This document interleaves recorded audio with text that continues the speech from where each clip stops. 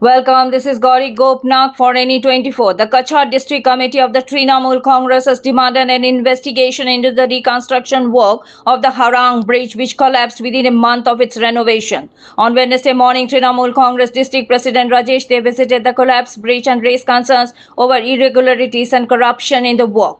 The bridge had undergone repairs just a month ago, yet on Tuesday night it gave way under the weight of two lorries. According to Dey, this incident clearly indicates serious flaws and corruption in the reconstruction process. He called for a thorough investigation and strict punishment for those responsible. Among the delegation were District Secretary Mohan Lal Das, General Secretaries Rahul Alam Laskar and Rashdeep Debroy, and Barjatrapur Mandal President Nasrul Haq Lashkar, along with other leaders of the Kachar Trinamool Congress. For more news and updates, subscribe our channel NE24 YouTube and support us by following our Facebook page. আমরা Cachar district Trinamool কংগ্রেসের পক্ষ থেকে আমরা বর্তমানে bunker পাড়ে যে সেতুটা হারাং সেতু গতকাল রাতে ভেঙে পড়েছে সেটা পরিদর্শন করতে এসেছি।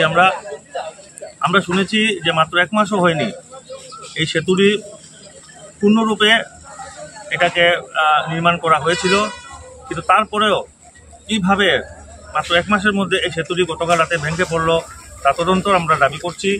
এবং সেটা কি পিডব্লিউডির দোষে, কন্ট্রাক্টরের দোষে, না সেই রাস্তা দিয়ে, সেই ব্রিজের উপরে দিয়ে যেগুলা সিন্ডিকেটের গাড়িগুলা পারাপারের জন্য এই ধরনের যে অঘটন ঘটলো তা আমরা পূর্ণাঙ্গ তদন্ত দাবি করছি।